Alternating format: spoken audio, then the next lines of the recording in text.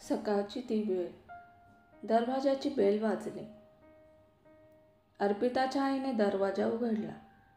त्या दरवाजावर आरवला पाहिले आणि त्याला आत येण्यास सांगितले. तसा तो आत आला. त्याला पाहून अर्पिताचे बाबा जरा गंभीर झाले. अर्पिताच्या आईकडे पाहत आरव म्हणाला, अर्पिताला जरा बाहेर बोलवा, मला बोलायचे आहे. अर्पिताच्या आईने अर्पिताला हाक दिली तशी ती बाहेर आली. आरवला पाहून तिच्या चेहऱ्यावरचे भाव बदलले. अर्पिताला आणि तिच्या आईला आरवने बसण्यास सांगितले आणि तो काही बोलणार एवढ्यात अर्पिताचे बाबा त्याला पाहून म्हणाले, आरव, तू इथे काय सांगण्यासाठी आला आहेस मला माहित नाही, पण एवढेच सांगतो की ह्यापुढे मी माझ्या मुलीला दुःखात पाहू शकणार नाही. बाबा, मला कळतात तुमच्या भावना, म्हणून तर मी असा निर्णय घेतला आहे जो अर्पिताच्या सुखाचा असेल. अर्पिता, मी तुला माझ्यापासून दूर करत होतो, पण अर्पिता, मी सुद्धा तुझ्यात तेवढ्याच गुंतत चाललो आहे हे मला कळले नाही. आणि आपला दुरावा जर तुला दुःख देणार असेल तर आपण सोबत राहू, हे नाते तुटणार नाही. हे ऐकल्यावर अर्पिताच्या चेहऱ्यावर अलगदपणे हसू आले, पण आईबाबा मात्र प्रश्नात पडले की पुढे काय होईल. त्यांच्या चेहऱ्यावरची चिंता आरवने ओळखली. तो म्हणाला, चिंता नसावी, मी तिला परत ते दुःख सहन करायला लावणार नाही. अर्पितामुळेच मला माझी चुकी कळली, तिच्यामुळेच मी विचार करू लागलो. पहिले फक्त हुकमाचा दावेदार होतो, पण आता नाही. त्यामुळे मी वेगळे राहण्याचं ठरवलं आहे. ह्यावर आईबाबा चकित झाले. अर्पिताने मात्र आरवला पाहत विचारले, वेगळे? हो. अर्पिता, तिथे राहिलो तर परत तेच होणार. पण तू हे घरी सांगितले? नाही, मी माझा निर्णय कोणालाच सांगितला नाही. मग ते काय समजतील? अर्पिता, बाबांनी मला हा उपाय पहिले सांगितला होता. त्यावेळी मला तो पटला नव्हता, पण आज तोच उपाय आपल्या नात्याला वाचवू शकतो आणि बाबांची आपल्या वेगळे राहण्यास परवानगी आहे. आणि आईची? ती नाही देणार परवानगी. मग तिच्या परवानगीशिवाय? अर्पिता, आपण वेगळं राहिलो म्हणजे आईबाबांना विसरणार असे तर नाही. आपण त्यांची खाली खुशाली घेऊ की? तरी पण त्यांना असेच वाटेल की मी तुला त्यांच्यापासून दूर केले आणि लोकही हेच म्हणतील की एकुलता एक मुलाने आईबापाला वाऱ्यावर सोडले. अर्पिता, लोकांचे काय, काहीही बोलतील, हाच उपाय आहे यावर. नाहीतर काय करणार, परत तेच चालू राहणार. नको, माझं ऐक, आपण वेगळे राहू. आपण काय त्यांना वाऱ्यावर सोडणार नाही. आरव, आपण आपल्याच घरी राहू आणि ते परत होणार की नाही हे तुझ्या हातात आहे. कारण पहा ना, आता तू किती बदलला आहेस, स्वतःचा निर्णय स्वतः घेऊ लागला आहेस. आणि काय हवंय मला? फक्त तुझी साथ मला गरजेची आहे. आपण तिथेच राहू. त्यांच्या संभाषणाकडे अर्पिताचे आईबाबा फक्त डोळे लावून पाहत होते. त्यांनी त्यात काहीच म्हटले नाही. अर्पिताने आरवला समजावले तसे तोही तयार झाला. अर्पिता लगेच तयार होऊन आली. आईबाबांना पाहून तिने मिठी मारली. आईबाबा सुद्धा भावूक झाले. दोघेही आरव समोर उभे राहिले आणि म्हणाले, माझ्या अर्पितामध्ये खूप समजदारपणा आहे. म्हणून तिने फक्त आपला विचार केला नाही, तुझ्या आईवडिलांचा सुद्धा विचार केला. तू तिला परत घेऊन जात आहेस, पण तिच्या सुखाची जबाबदारी तुझी आहे. तिने खूप त्रास सहन केले, पण आता तरी तिला सुखाचे दिवस दाखव. आई बाबा, तुम्ही काही काळजी करू नका. आज तुमच्या समोर आरव आहे, तो दुबळा आरव नाही, स्वावलंबी आहे. आजचा आरव अर्पिताचा आहे. दोघांनी आशीर्वाद घेतले आणि ते निघाले. आई बाबा मात्र घरी काय होईल याची चिंता करू लागले. आरवचे बाबा पुस्तक वाचत बसले होते. आई किचनमध्ये होती. एवढ्या दारावरची बेल वाजली. आरवच्या बाबांनी दरवाजा उघडला. आरव आणि अर्पिताला समोर पाहताच त्यांच्या चेहऱ्यावर वेगळाच भाव आला. ते आनंदात होऊन म्हणाले, तुम्ही दोघे, तेही एकत्र? हो बाबा, तुमच्या सुनेला तिच्या घरी घेऊन आलो. खरंच अर्पिता, तू परत आलीस? हो बाबा, या या. आरवच्या बाबांनी आरवच्या आईला हाक दिली तशा त्या बाहेर आल्या. त्यांना पाहत आरव म्हणाला, आई, मी तुझ्या सुनेला परत घेऊन आलो. ह्यावर आईंनी फक्त मान डोलावली. तसे बाबांनी आरवला विचारले, मग कुठे राहणार आता? जवळच आहे ना तुमचा फ्लॅट? नाही नाही बाबा, मी आणि अर्पिता इथेच राहणार. काय? आरव, हे काय म्हणतोस? बाबा, मीच त्याला इथे राहण्यास भाग पाडले. तुम्हा दोघांना सोडून जाणे मनाला पटत नाही.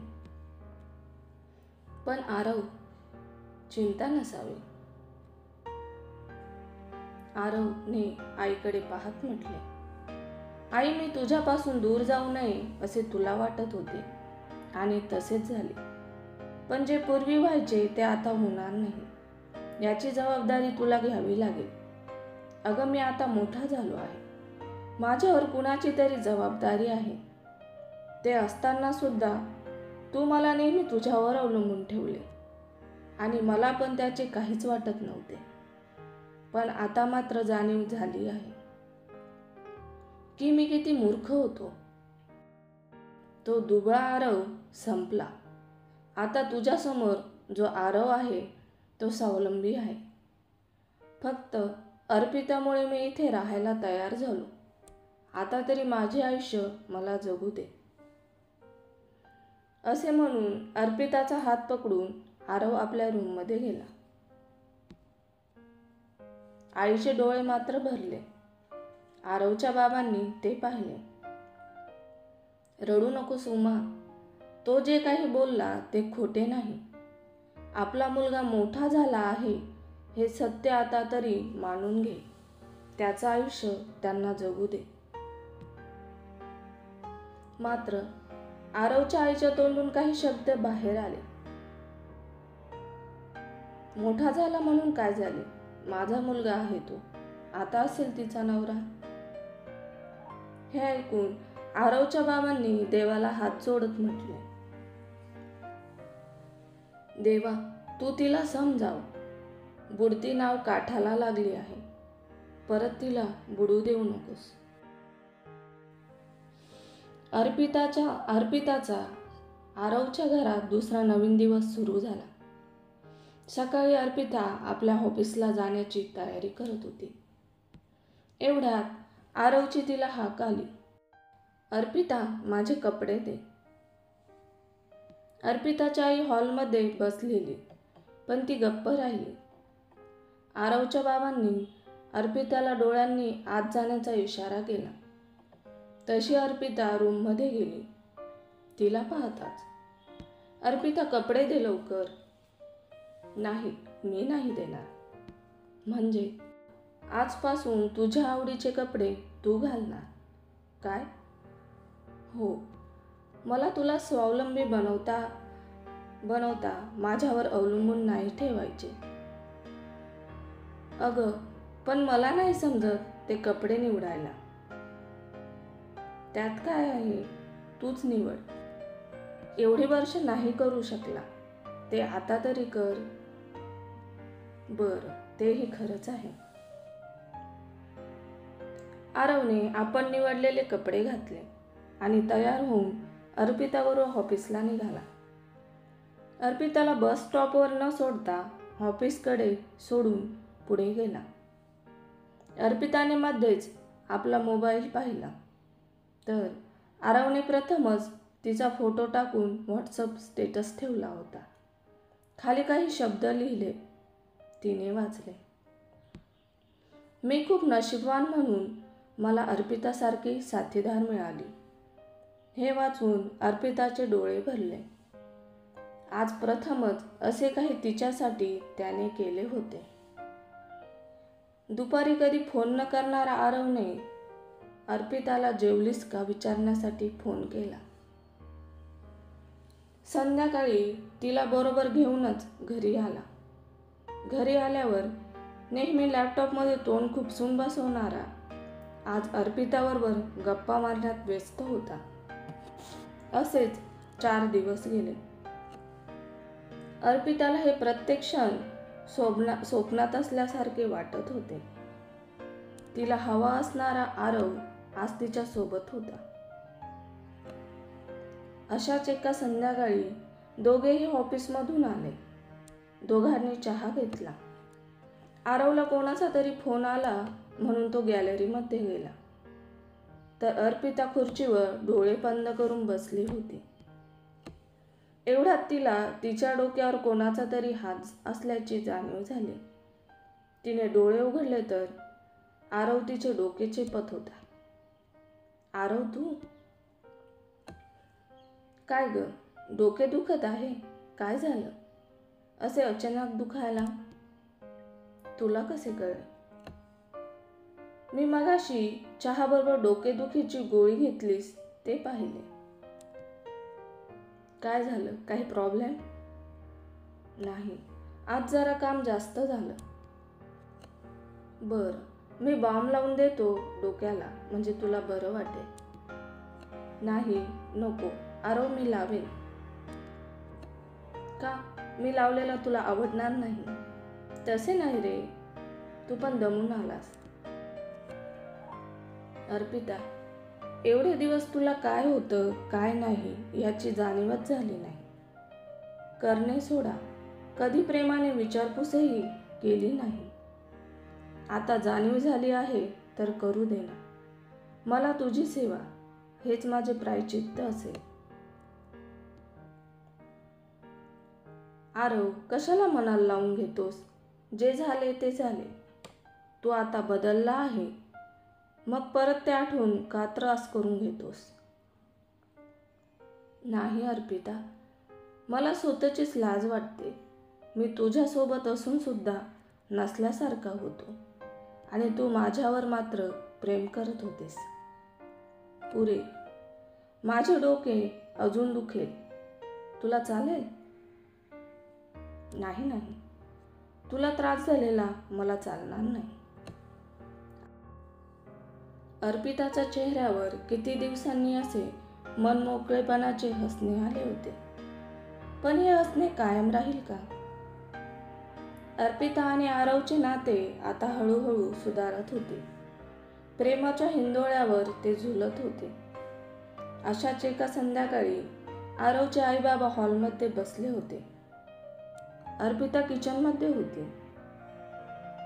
आरव त्यांच्या समोर आला आणि म्हणाला, आई बाबा, मी आणि अर्पिता काही दिवस बाहेर फिरायला जातो. 10 दिवसांचा प्लॅन आहे. मस्त प्लॅन आहे, जा. पण कुठे जाताय? मनालीला. मस्त. तिथे कोणी ओळखीचे आहेत का? नाही आई, मी टूर कंपनीकडून जातोय म्हटल्यावर टेन्शन नाही. आणि लग्नानंतर आम्ही कुठेच गेलो नाही.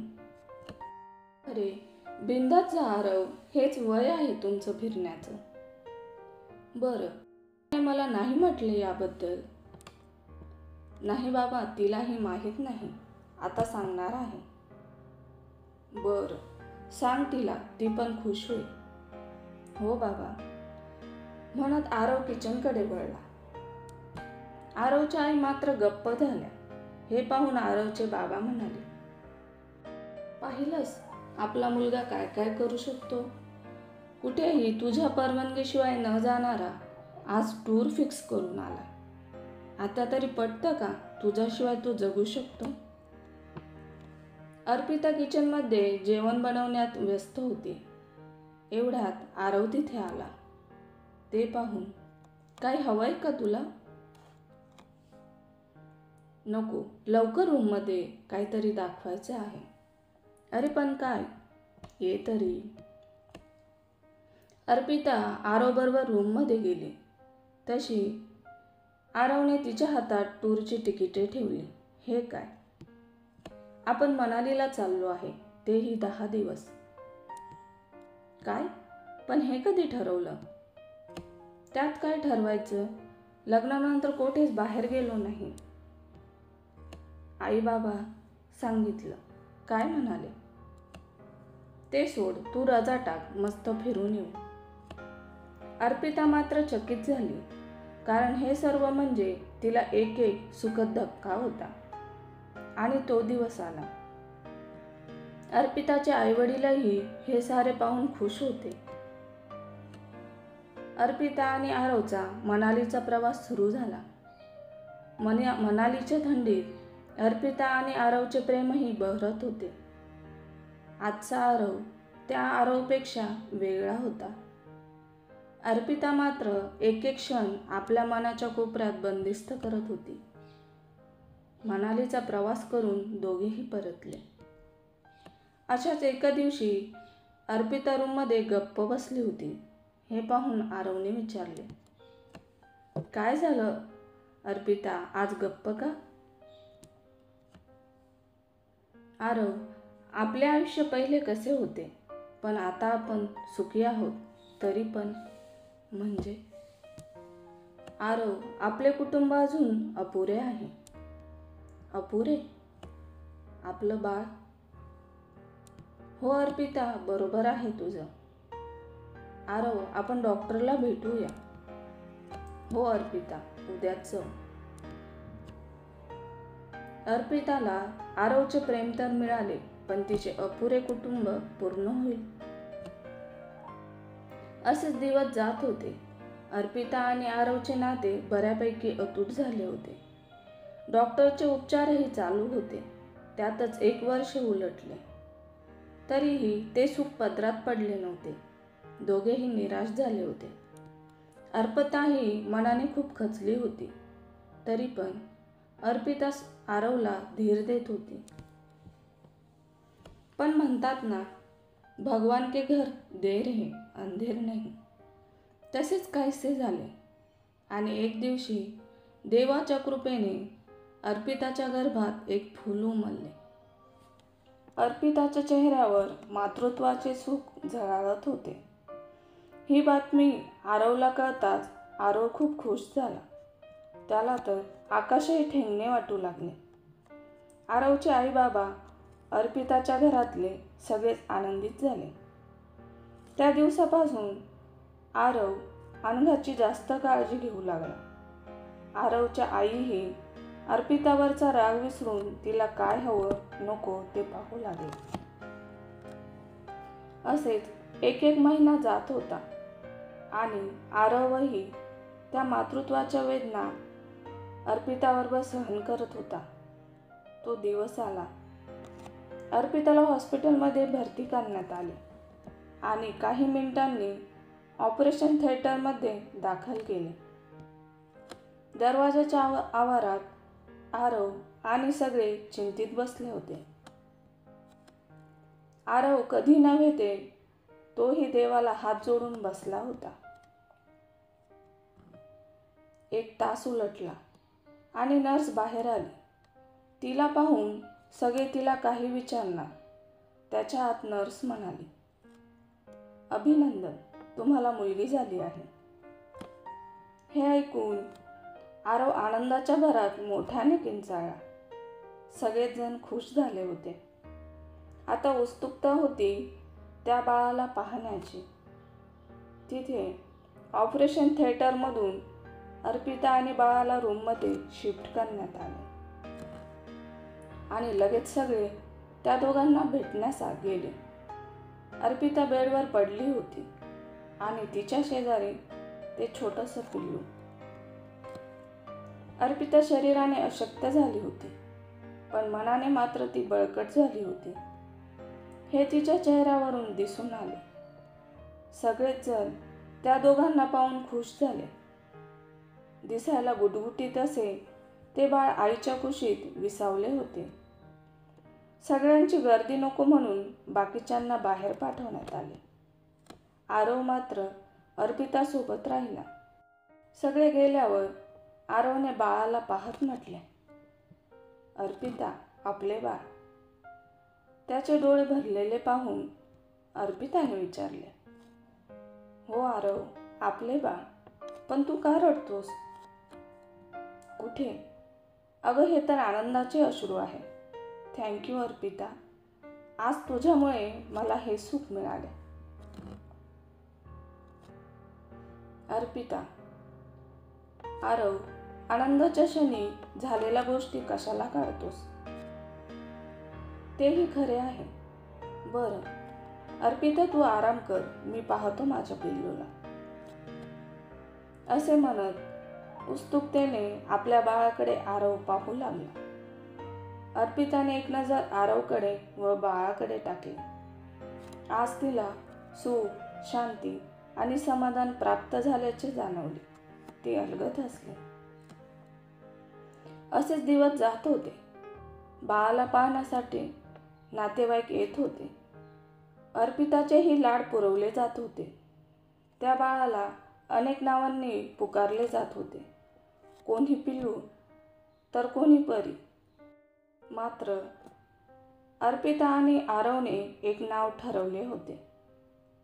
अर्पिता आणि आरव पालकत्वाचे क्षण अनुभवत होते आणि काही दिवसात अर्पिताच्या आईच्या घरी अर्पिताला नेण्यात आले. तिथेच बारशाची तयारी जय्यत चालू होती आणि तो दिवस उजाडला. संध्याकाळी 4 वाजता कार्यक्रम सुरू झाला. अंगाई गीत गात त्या बाळाचे नाव इच्छा म्हणून नामकरण करत पेढे वाटण्यात आले. अर्पिता आणि आरव तर खूप खुश होते. हळूहळू सगळे निमंत्रित गेले. इच्छा पण दमून झोपी गेली. अर्पिता थोडी दमली होती म्हणून इच्छाला पाळण्यात झोपून जराशी बेडवर पडली. एवढ्यात आरव रूममध्ये आला. इच्छा झोपली? हो रे. तू पण दमलीस ना? हो रे, म्हणून जरा पडले. त्याने इच्छाकडे पाहिले तर इच्छा झोपेत हसत आहे. हे पाहून त्यालाही हसू आले. त्याने अर्पिताला पाहत म्हटले,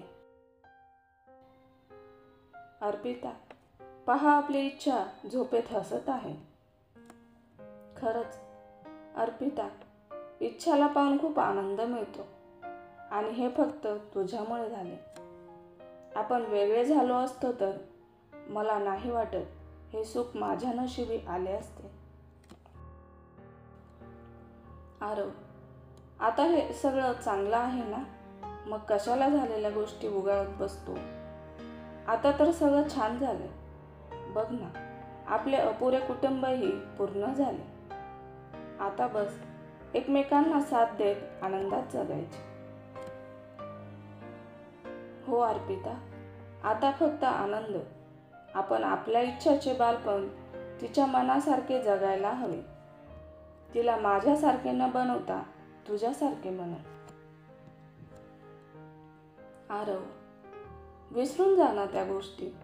आता तरी तू तसा नाही आहे. इच्छाचा बाबा खूप चांगला आहे, कळलं?